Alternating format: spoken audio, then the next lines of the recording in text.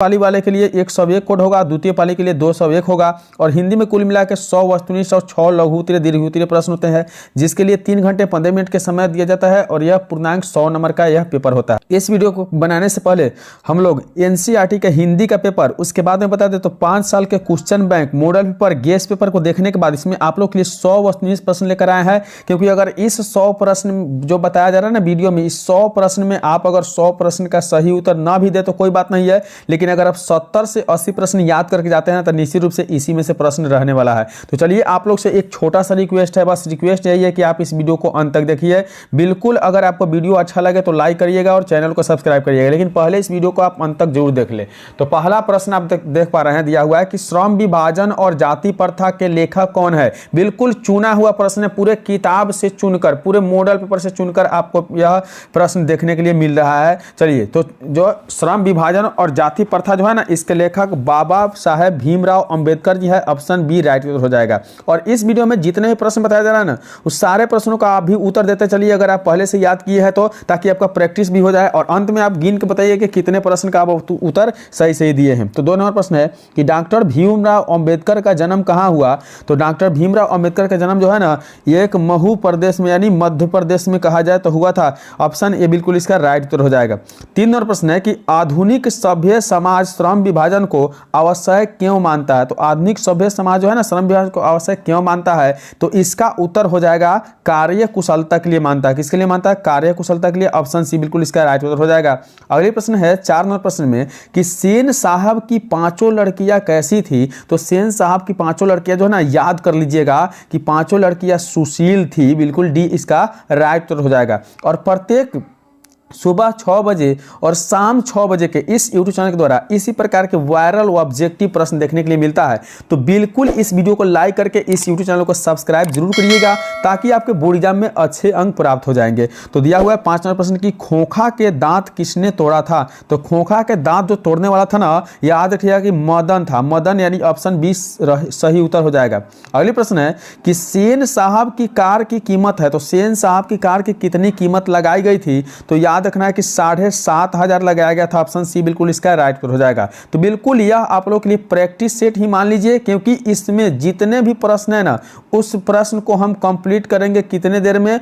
तो आपके सामने हम 20 से 25 मिनट में कंप्लीट करेंगे। और 100 प्रश्न अगर देख के आप जाते हैं ना, तो 100 प्रश्न में आप 60-70 प्रश्न को सही बना लीजिएगा। तो अगली प्रश्न है कि स्वामी विवेकानंद ने वेदांतियों की वेदांती किसे कहा है। तो स्वामी विवेकानंद वेदांतियों के वेदांती जो कहे थे ना, ये मैक्स मूलर को कहे थे। ऑप्शन ए बिल्कुल इसका सही उत्तर हो जाएगा। अगली प्रश्न है कि मेघदूत का जर्मन में अनुवाद किसने किया था। तो मेघदूत का जो जर्मन था ना, जर्मन में अनुवाद किया था, उसका क्या नाम था।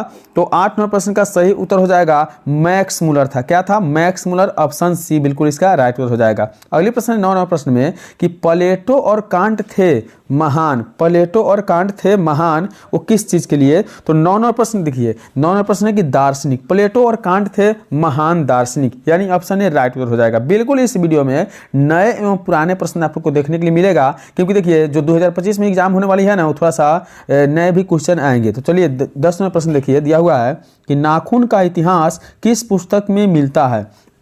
नाखून का इतिहास जो है ना, याद रखना है कि वह काम सूत्र में मिलता है। ऑप्शन बी बिल्कुल इसका राइट उत्तर हो जाएगा। 11 नंबर प्रश्न है द्विवेदी जी ने निर्जल अपराधी किसे कहा। तो द्विवेदी जी द्वारा निर्जल अपराधी जो कहा गया था ना, वो किसे कहा गया था। तो नाखून को कहा गया था। ऑप्शन डी बिल्कुल इसका राइट उत्तर हो जाएगा। अगले प्रश्न है हजारी प्रसाद द्विवेदी का जन्म कब हुआ। तो हजारी प्रसाद द्विवेदी का जो जन्म है ना, वह 1907 में हुआ था। ऑप्शन सी बिल्कुल इसका राइट उत्तर हो जाएगा। चलिए बढ़ते अगले प्रश्न की ओर। 13 नंबर प्रश्न में कहा गया है कि नागरी लिपि के आरंभिक लेख हमें कहां से मिलते हैं। तो नागरी लिपि के आरंभिक लेख जो है ना, दक्षिणी भारत से मिलते हैं। ऑप्शन ए बिल्कुल इसका राइट उत्तर हो जाएगा। अगली प्रश्न है नागरी लिपि शीर्षक पाठ किस पुस्तक से लिया गया है। तो नागरी लिपि जो शीर्षक पाठ है ना, वो आपको बता दे कि भारतीय लिपियों की कहानी से लिया गया है। ऑप्शन बी बिल्कुल इसका सही उत्तर हो जाएगा। 15वां प्रश्न है कि रामायण की रचना किस भाषा में हुई थी। तो रामायण की रचना याद रखना है कि संस्कृत भाषा में हुआ था। ऑप्शन सी बिल्कुल इसका राइट उत्तर हो जाएगा। तो हम लोग चलिए इस वीडियो में कंप्लीट करेंगे सभी प्रश्न प्रश्न को, ताकि हमारा जो है ना बोर्ड एग्जाम 17 फरवरी के हिंदी का पेपर होने वाला है, जिसमें एक भी प्रश्न हमें ना छोड़ के आना पड़े। तो बहादुर का पूरा नाम क्या था? याद रखना है कि बहादुर का पूरा नाम दिल बहादुर था, यानी ऑप्शन ए बिल्कुल इसका राइट आंसर हो जाएगा। तो बिल्कुल इस यूट्यूब चैनल को सब्सक्राइब करिए और वीडियो को लाइक करिए, और जितने भी वीडियो इस यूट्यूब चैनल के द्वारा बन रहा है ना, वो सभी वीडियो को जाकर आप जरूर देखिए। तो 17वां प्रश्न है कि बहादुर अपने घर से क्यों भाग गया था? तो बहादुर अपने घर से भागा क्यों था? तो याद रखना है कि यह मां की कारण यानी मां की मार से भाग गया था। ऑप्शन बी बिल्कुल इसका सही उत्तर हो जाएगा। 58वां प्रश्न है कि बहादुर शीर्षक कहानी में किशोर कौन था? तो बहादुर शीर्षक कहानी में जो किशोर है ना, वो आपका लेखक के पुत्र है। ऑप्शन डी बिल्कुल इसका सही उत्तर हो जाएगा। अगले प्रश्न की ओर देखिए, 19वां प्रश्न है जार शाही में थी, जार शाही में क्या थी? तो 19वां प्रश्न का सही उत्तर हो जाएगा जार शाही में सोवियत संघ, यानी ऑप्शन ए बिल्कुल इसका राइट उत्तर हो जाएगा।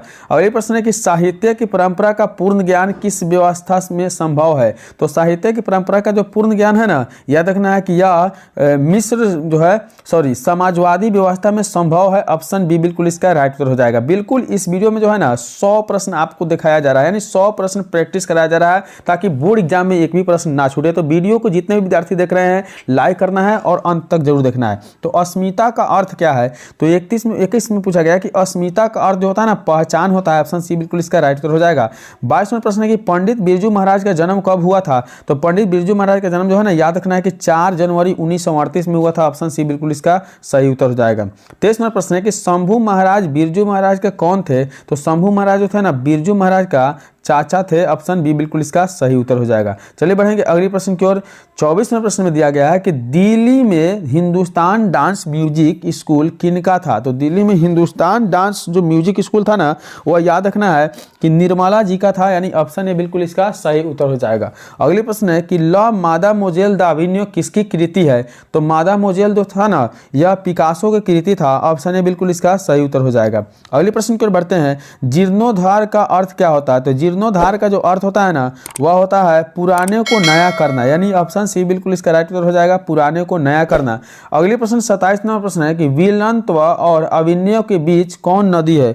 तो देखिए, विलनत्व और अविनय के बीच जो नदी है ना, वह नदी है आपका रोन नदी। ऑप्शन बी बिल्कुल इसका सही उत्तर हो जाएगा। 28वां प्रश्न है कि लेखक विनोद कुमार शुक्ल को साहित्य अकादमी पुरस्कार वर्ष कौन था, यानी किस वर्ष को मिला था? तो विनोद कुमार शुक्ल को जो साहित्य अकादमी पुरस्कार मिला था ना, किस वर्ष मिला था? तो 28वें प्रश्न का जो सही उत्तर हो जाएगा वह 1990 में मिला था। ऑप्शन सी बिल्कुल इसका सही उत्तर हो जाएगा। तो चलिए बढ़ते हैं अगले प्रश्न की ओर। दिया हुआ है 29वां प्रश्न में कि संतु अचानक क्या लेकर भाग गया? तो संतु अचानक याद रखिएगा कि संतु अचानक मछली लेकर भागा था। ऑप्शन ए बिल्कुल इसका सही उत्तर हो जाएगा। तो बिल्कुल यह वीडियो में जो है ना 100 वैसे वस्तुनिष्ठ प्रश्न बताया जा रहा है और प्रैक्टिस सीट करना है, क्योंकि आपकी बोर्ड एग्जाम जो है ना 17 फरवरी को हो तो यादगार बने। तो 30वां प्रश्न है कि मछली के लिए मसाला कौन पीस रही थी? तो मछली के लिए जो मसाला पीस रही थी ना, वो उसकी माँ पीस रही थी। ऑप्शन बी बिल्कुल इसका सही उत्तर हो जाएगा। अगले प्रश्न है कि ड्योढ़ी पर अलाप शीर्षक का काव्य संग्रह किसकी रचना है? तो ड्योढ़ी पर जो अलाप है ना, इस शीर्षक काव्य की संग्रह की रचना है, याद रख लेना है आपको कि यतीन्द्र मिश्र का। किसका? यतीन्द्र मिश्र का। ऑप्शन सी बिल्कुल इसका सही उत्तर हो जाएगा। चलिए बढ़ेंगे अगले प्रश्न की ओर। 32वां प्रश्न में लिखा हुआ है कि सुलोचन कौन थी? सुलोचन कौन थी बताइए? सुलोचन जी थी ना, वह अभिनेत्री थी। ऑप्शन बी बिल्कुल इसका सही उत्तर हो जाएगा। 33वां प्रश्न है कि नरकट का प्रयोग किस वाद्य यंत्र में होता है? तो नरकट का प्रयोग जो है ना, हमेशा शहनाई बजाने में होता है। ऑप्शन ए बिल्कुल इसका सही उत्तर हो जाएगा। अगले प्रश्न है कि शिक्षा और संस्कृति के लेखक कौन है? तो शिक्षा और संस्कृति के जो लेखक है ना, वो याद रखना है कि महात्मा गांधी जी। ऑप्शन सी बिल्कुल इसका सही उत्तर हो जाएगा। अगले प्रश्न की ओर बढ़ते हैं। 35वें प्रश्न में कहा गया है कि सर्वोदय का कार्यक्रम किसने चलाया? तो सर्वोदय का जो कार्यक्रम है ना, याद रखना है कि किसने चलाया था? तो 35वें प्रश्न का सही उत्तर हो जाएगा, यह गांधी जी के द्वारा चलाया गया था, यानी ऑप्शन डी बिल्कुल इसका राइट उत्तर हो जाएगा। अगले प्रश्न है कि मेरा धर्म कैद खाने का धर्म नहीं, यह पंक्ति किस शीर्षक पाठ के है? तो मेरा धर्म जो है ना, कैद खाने के धर्म नहीं, यह पंक्ति जो है शिक्षा और संस्कृति से है। ऑप्शन ए बिल्कुल इसका सही उत्तर हो जाएगा। अगले प्रश्न देखिए, दिया हुआ है 37वें प्रश्न में कि गुरु नानक का जन्म कहाँ हुआ? तो याद रखना कि गुरु नानक का जो जन्म है ना, वह तलबंडी लाहौर में हुआ था। ऑप्शन बी बिल्कुल इसका सही उत्तर है, तलबंडी लाहौर। अगली प्रश्न है कि आशा दीवार की किस कवि का रचना है, यानी आशा दीवार जो है ना, किस कवि की रचना है? तो 38वें प्रश्न का सही उत्तर हो जाएगा, गुरु नानक की रचना आशा दीवार है। ऑप्शन सी बिल्कुल इसका सही उत्तर हो जाएगा। अगले प्रश्न है कि तलबंडी वर्तमान में कहाँ है? तो तलबंडी जो है ना, वर्तमान में याद रखना है कि पाकिस्तान में है। ऑप्शन बी बिल्कुल इसका सही उत्तर हो जाएगा। अगले प्रश्न को बढ़ते हैं।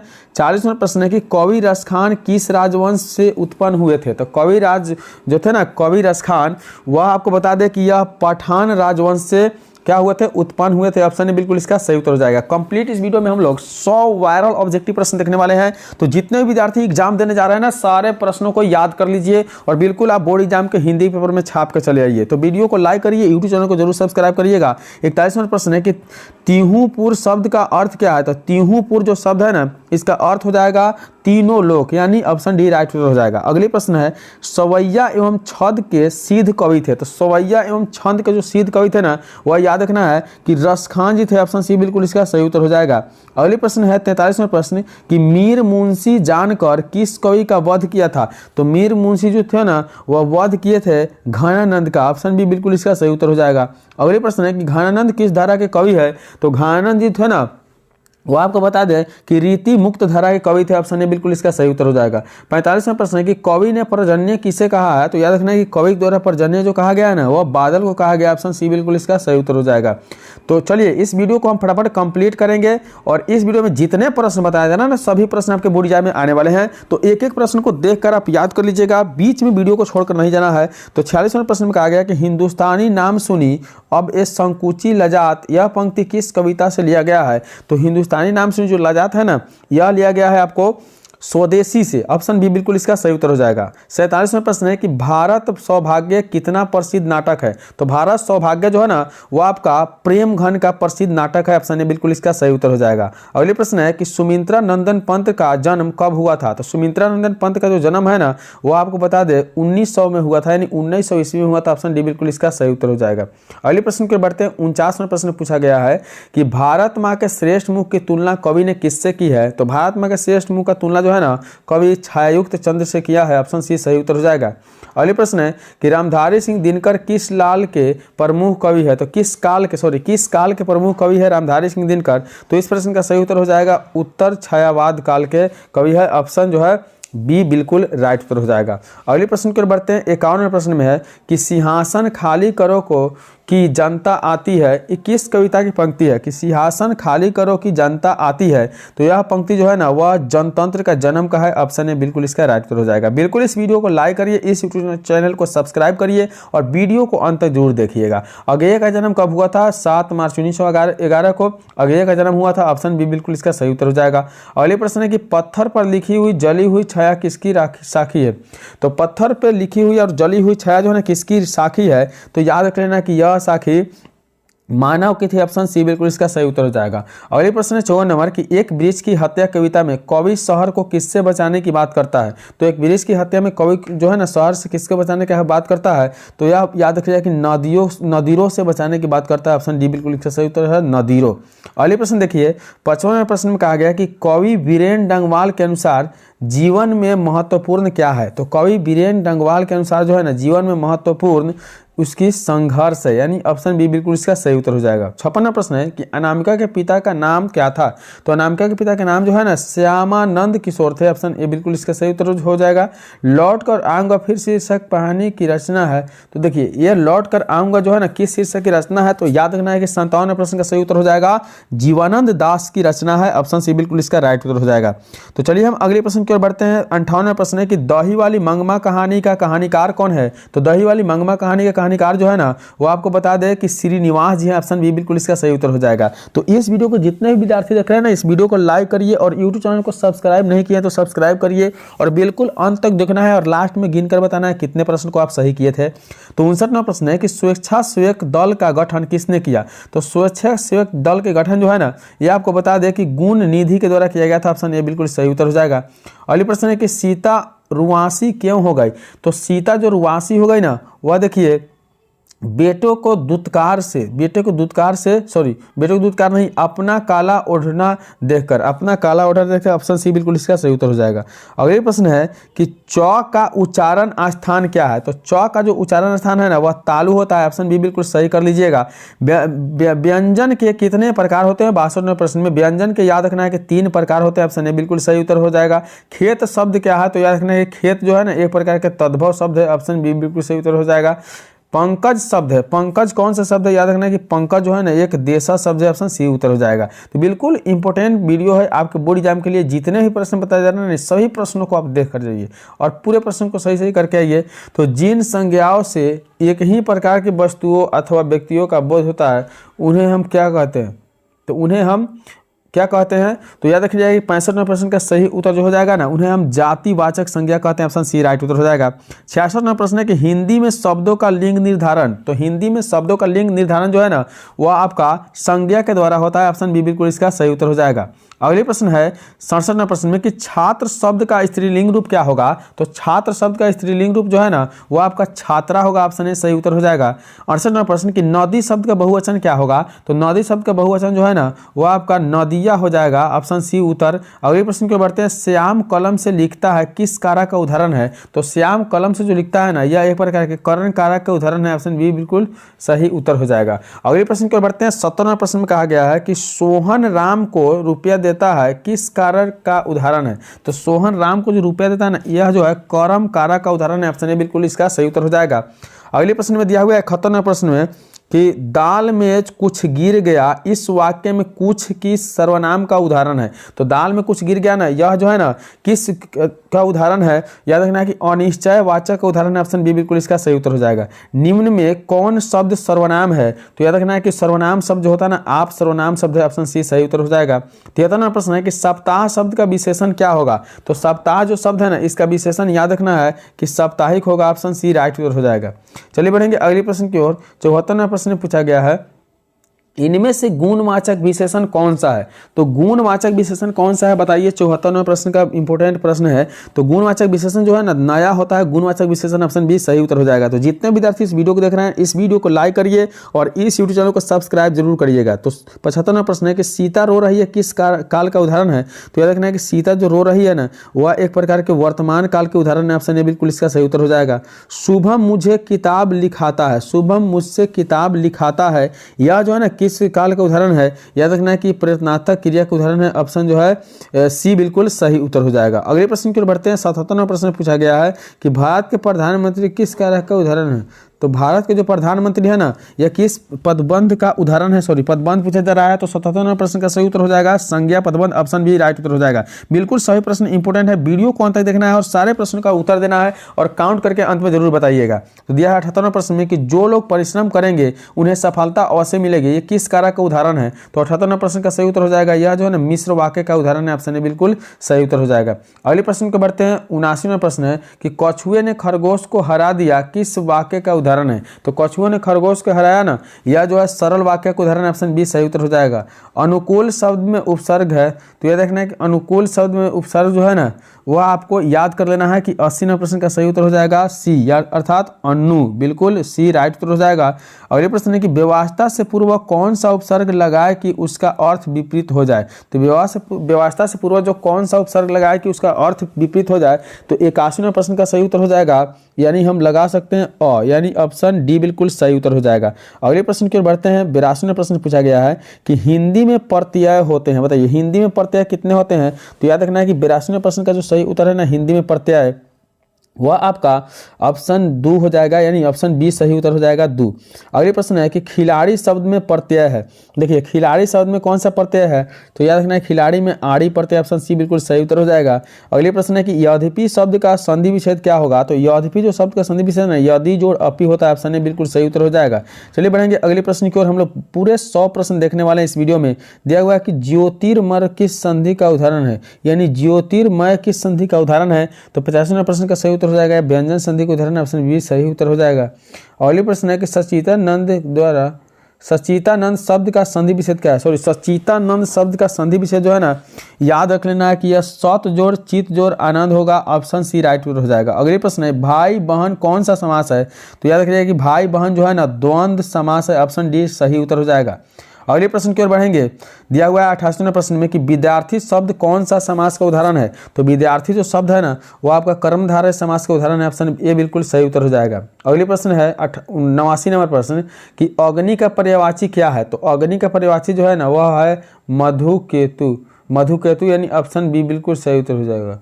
अगले प्रश्न की ओर बढ़ेंगे। दिया हुआ है 90 नंबर प्रश्न की समूह शब्द का पर्यायवाची शब्द निम्न में से कौन सा होगा? तो समूह शब्द का जो पर्यायवाची है ना, याद रखना है कि सॉन्ग होता है, ऑप्शन सी सही उत्तर हो जाएगा। गृहस्थ शब्द का विलोम शब्द क्या है? तो गृहस्थ शब्द का जो विलोम होगा ना, यह आपका याद रखना है कि सन्यासी होगा, ऑप्शन ए बिल्कुल सही उत्तर हो जाएगा। अगले प्रश्न की ओर बढ़ते हैं। 92 नंबर प्रश्न दिया हुआ है कि वीर शब्द का विलोम क्या होगा? तो वीर शब्द का जो विलोम है ना, याद रखिएगा कि कायर होता है, ऑप्शन बी सही उत्तर हो जाएगा। अगले प्रश्न है कि जानने की इच्छा केवल के लिए जानने की इच्छा के लिए एक शब्द क्या है? तो उसके लिए जो शब्द है ना, जिज्ञासा होता है, ऑप्शन ए सही उत्तर हो जाएगा।